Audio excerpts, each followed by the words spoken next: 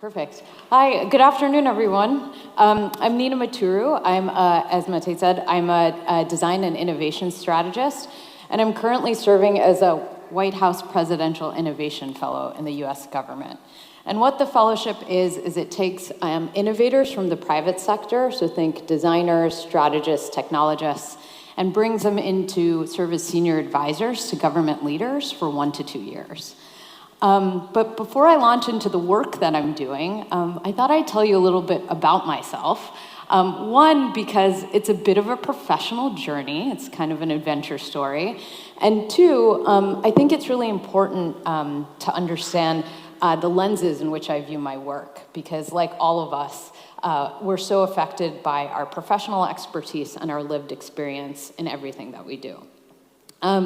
So when I think about my career, if I were to say the compass that has led my career, it's a series of questions. So whenever I start doing something, I'm always left with more questions, and that's what leads me to my next job. So I started my career, the first 6 years of my career, in international as a community organizer. So I had the opportunity to live in a lot of different countries. I lived in New York City, Japan, India, Tanzania, all very different contexts, all a lot of different problems.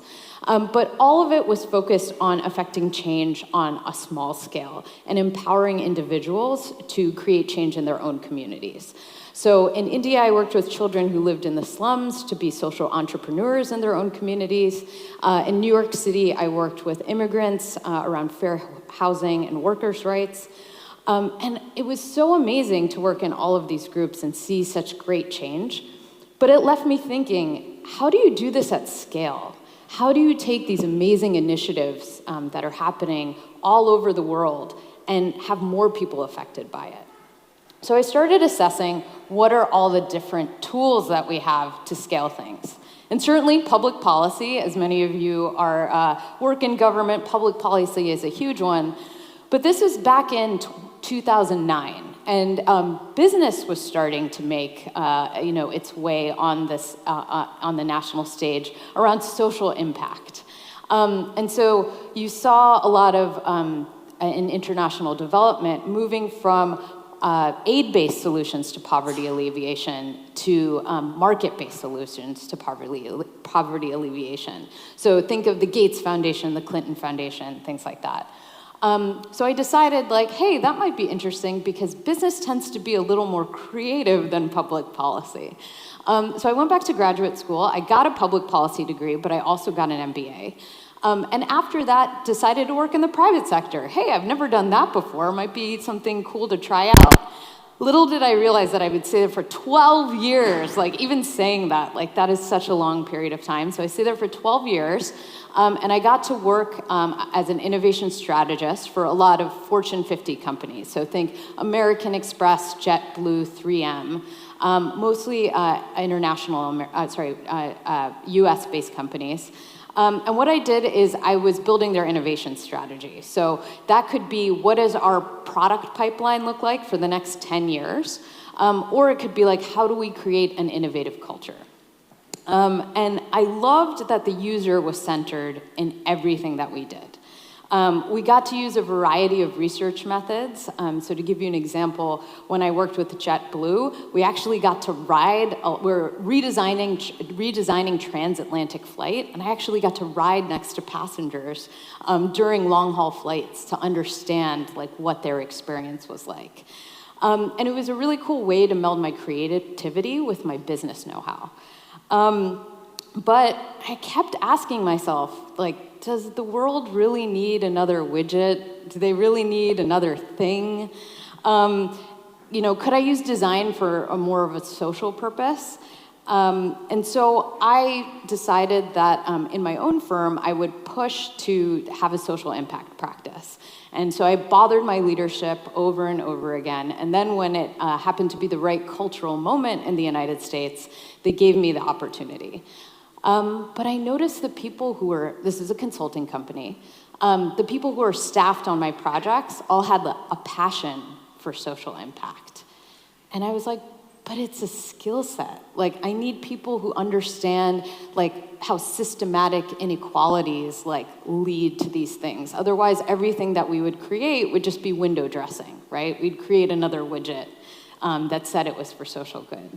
So I ended up leaving the company and starting my own design firm that focused on social impact.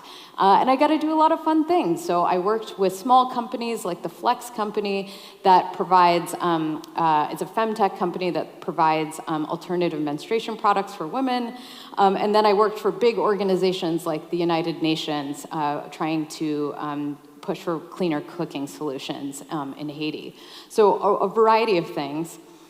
But there was a part of me that kept saying, well, what about government?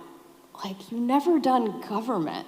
So I'd worked in organizations in the nonprofits, big and small. I worked in for-profit companies, big and small, but had never touched government. And I was like, I don't know if government's the right place for me. Like, is it a place I can be creative? Like, would I thrive there? You know, are people there just following the status quo and they don't actually want to do anything differently? And would they utilize my skills? Do you even understand what skills are? And to me, it was like all of these questions, but in reality, we never really know the answers to those questions until we try. So I was looking for the right opportunity. And a friend of mine had recommended the White House Presidential Innovation Fellowship. And where you come in at a more senior level, the people who interview you have more similar backgrounds to you, so you're not necessarily having to explain everything. And I was like, okay, well, I really love my job, so I only want to do this if it's like fantastic. So I applied, and I was like, I'm not going to get it. Like, I'm definitely not going to get it. This is going to be all government people interviewing me, and they're going to be like, she speaks her mind too much. She like has a strong opinion. It's not going to go over well. And so I was really surprised when I did well through the interview process, because after multiple interviews, I thought I was a little too honest during that. Maybe that wasn't a good idea. That was a little too honest with that.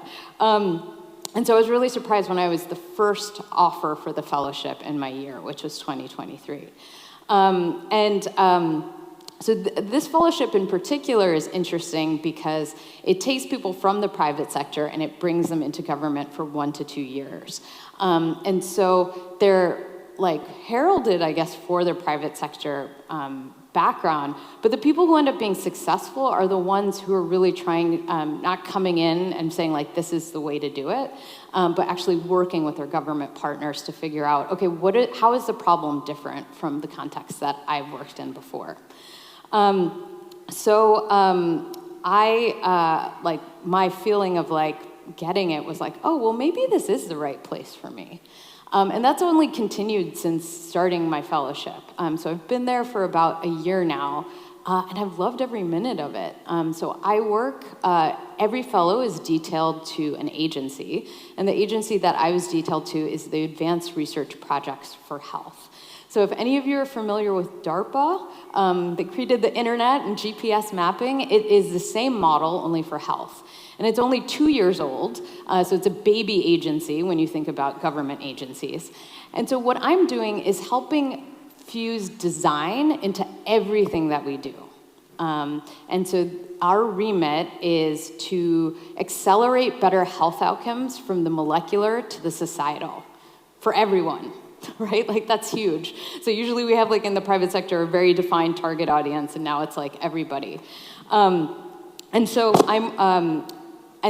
in terms of like, what does that mean? So like, what exactly do I mean by design is probably a good place to start. Ooh, that was such a great transition. When I think of design, I think of 4 different things. So I guess let me just have a show of hands. How many of you are familiar with design thinking, human-centered design, participatory design? There's so many of the same words. Perfect. Can a couple of people just like shout out to me what they think it is? Human at the center. Just one more. I just need one more. Human needs. Okay, another response I often get is creativity or out-of-the-box thinking. But when I think of design, I think of 4 really important things. And so if you leave with nothing else, these are the 4 things I would say are really important. Oh, wait. Oh. No. There we go. Small victories. So the first thing is centering the end user, right? So you want to put people at the center of all processes and the processes. So the intention is to create solutions that are tailored to the end user needs. And these solutions could be anything. They could be products, they could be services, they could be systems, they could be cultures, you name it. The second is experimentation. So oftentimes when we think of design, a lot of people will just focus on the first one, but experimentation is incredibly important for any type of design. So, when we think of design thinking as out-of-the-box thinking or creativity or big, bold ideas, that sounds inherently risky. But in fact, design is a way to de-risk some of our efforts. So if you're continually testing and experimenting through every stage of the process of development, then you are figuring out what the risks are, designing against them, and then constantly iterating. So you keep testing over and over again. It's not a one and done thing. Every time you get to a higher level of fidelity. So I would say the most important thing is actually experimentation and speaking to users over and over again. The third is research methods. So I've noticed in government, the most common research method is a few qualitative interviews and then maybe a survey. But what's really cool about design research methods is it can be really fun. So you can do like field trips, so you can see how you follow your user for the whole day to see like what they do and how they experience the problem. You might also do social listening. So in our digital world, you can learn a lot through looking at social media, like what are people talking about, what's most important to them, what are the types of conversations they're having online. And all these things basically let you immerse yourself in the customer's life. And that gives you a 360 view of their life and gives you deep insights. And what I mean by deep insights, it's not like, is like you're figuring out their motivations behind something. So I'm sure a lot of you might have economics backgrounds, and we all like to think that people are rational actors, but we're not. We're very emotional creatures, so you need to understand what are those emotions that drive people. And really through the research, what you're trying to do is uncover the say-do gap. So people often say something, but then they do something completely different. So we had a project where we were talking to the primary caretakers and families, and we were trying to create healthy snacks. And so we'd ask, it was mostly mothers, but it was primary caretakers, what do you feed your kids? And they were like, oh, carrots and hummus, celery sticks with like peanut butter. And then we looked in their kitchen cabinet, and it was filled with sugary cereals. It was filled with highly processed foods. And then, you gently ask them, like, oh, I noticed this. And that unlocked a tension. And usually the tension is where there's an opportunity. And they're like, well, I just feel like I have to say that because I feel so much pressure as a mother to be perfect and to do everything. But the fact is, I am so stressed out. I have so many things to do. And this is a lot easier. And so it's like, okay, so everything that we design needs to be like, fill that need. It has to be convenient, right? It has to make the primary caretaker feel like they're being like a good parent, right? Using a lot of different research methods allows you to uncover that say-do gap in a different way. And then lastly, it's the mindset. And so there's a lot of different words that we use for having an innovative mindset, like a learner's mindset. But the thing that I would leave you with is to be problem-obsessed rather than solution-obsessed. So often we like come up with a technical solution and we're like, this is great, and we're trying to evangelize it. But it might not actually be the right solution, and that's okay. It's the learnings that we get from testing that solution. And so oftentimes we don't spend enough time on the problem. We want to get into the weeds and build a solution. But really, once we align on the problem, then a lot of people can come in and propose solutions. All right, so that was a lot of my thoughts on design. So what is the work that I'm doing?